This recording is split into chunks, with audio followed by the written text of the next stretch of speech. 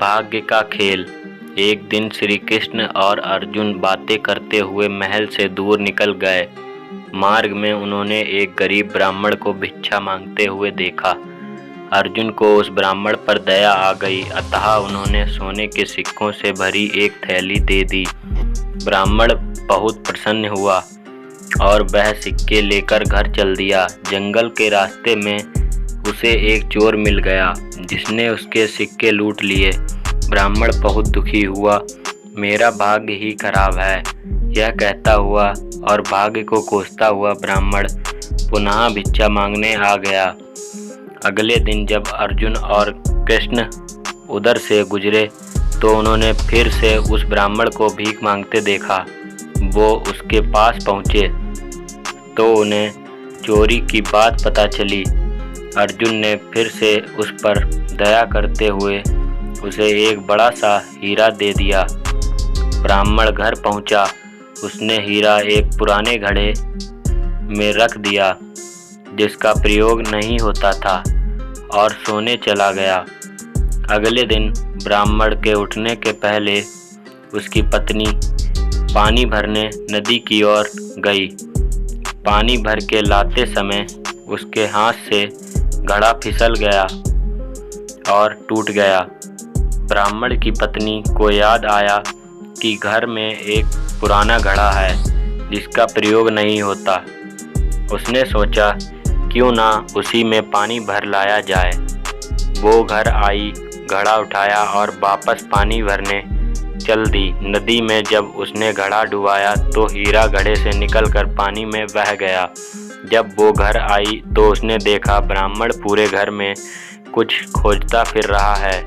ब्राह्मण ने जब अपनी पत्नी के हाथ में उस घड़े को देखा और घड़े में सिर्फ पानी भरा देखा तो वह समझ गया क्या हुआ होगा।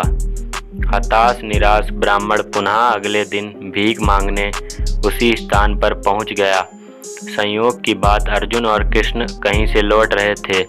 उनका ध्यान फिर उसी ब्राह्मण की तरफ गया। उत्सुकतावश वो उसके पास पहुँचे और उससे पूछा कि अब आपको भीख मांगने की क्या आवश्यकता पड़ गई। ब्राह्मण ने फिर अपनी राम कहानी सुनाई। उसकी दुर्भाग्यपूर्ण कहानी सुनकर अर्जुन श्री कृष्ण से बोले, इस आदमी की किस्मत में सुख समृद्धि लिखी ही नहीं है। मुझे नहीं लगता अब मैं और इसकी मदद कर पाऊंगा। श्री कृष्ण कुछ बोले नहीं, बस उन्होंने उस ब्राह्मण को 2 पैसे दिए। ब्राह्मण ने वो पैसे लिए और घर चला गया। ब्राह्मण के जाने के बाद अर्जुन बोले, जब मेरे इतना सोना हीरा देने के बाद भी उसका भला नहीं हुआ तो आपके दिए 2 पैसे से उसका क्या भला होगा। श्री कृष्ण मुस्कुराए और बोले, देखते हैं क्या होता है। ब्राह्मण अपने भाग्य को कोसता हुआ घर जा रहा था। रास्ते में उसने एक मछुआरे को देखा जो कि एक ताजी बड़ी मछली पकड़कर ले जा रहा था। मछली उसके जाल में तड़फड़ा रही थी और छूटने के लिए थी। ब्राह्मण को उस मछली की स्थिति देखकर दया आ गई। उसने सोचा, इस 2 पैसे में मेरा क्या भला होगा, क्यों ना इससे इस मछली के प्राण ही बचा लिए जाएं। ब्राह्मण ने वह मछली खरीद ली और उसे फिर से नदी में डालने चल पड़ा। नदी में फेंकने से पहले उसने देखा कि मछली के मुंह में कोई बड़ी वस्तु अटकी हुई थी जिसकी वजह से वो सांस नहीं ले पा रही थी। जब उसने मछली का मुंह खोलकर वह बाहर निकाला तो वही बड़ा हीरा निकला जो उसे अर्जुन ने दिया था।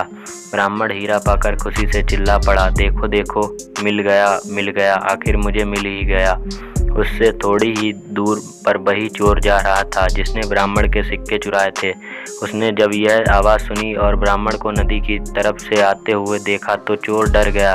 चोर ने उसे देखकर पहचान लिया था कि यह वही व्यक्ति है जिसके सिक्के उसने चुराए थे। ब्राह्मण के चिल्लाने की आवाज़ सुनकर उसे लगा कि ब्राह्मण ने उसे पहचान लिया है और वह अब वो उसे पकड़वा कर सज़ा दिलवाएगा। चोर ने ब्राह्मण के पैर पकड़ लिए और बोला, अरे भाई, मुझे माफ़ कर दो, अपने सिक्के ले लो, पर मुझे सज़ा मत दिलवाना, मुझसे बड़ी गलती हो गई। ब्राह्मण क्या बोलता पर वो सारा माजरा समझ गया। उसने चोर को माफ़ किया, अपने सिक्के लिए और खुशी से मगन अपने घर चला गया। अगले दिन ब्राह्मण सीधे अर्जुन के पास पहुंचा और उन्हें सारी बात बताई। ब्राह्मण ने अर्जुन को धन्यवाद दिया और चला गया। उसके जाने के बाद अर्जुन श्री कृष्ण से बोले, हे प्रभु, यह क्या चमत्कार है। मेरे सिक्के और हीरे तो उसकी सहायता नहीं कर पाए, पर आपके दिए 2 पैसों ने कमाल कर दिया। इसका कारण जरा स्पष्ट करें। श्री कृष्ण बोले, अर्जुन, यह चमत्कार नहीं, सृष्टि का नियम है जिस पर दुनिया काम करती है। जब उसके पास ढेर सारे सिक्के और हीरे थे तो वह सिर्फ अपने घर में अपनी ज़रूरतों के बारे में ही सोच रहा था, लेकिन जब उसके पास 2 पैसे थे तो भी उसने उस मछली के भले के लिए खर्च कर दिए। इसीलिए फिर उस ब्राह्मण के ज़रूरतों की जिम्मेदारी मैंने ले ली।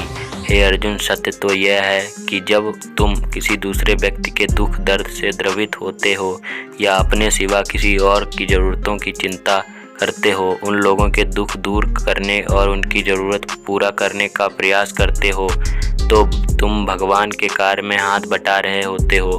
फिर तुमको अपनी चिंता करने की आवश्यकता नहीं, तुम्हारी ज़रूरत भगवान खुद पूरी करेंगे।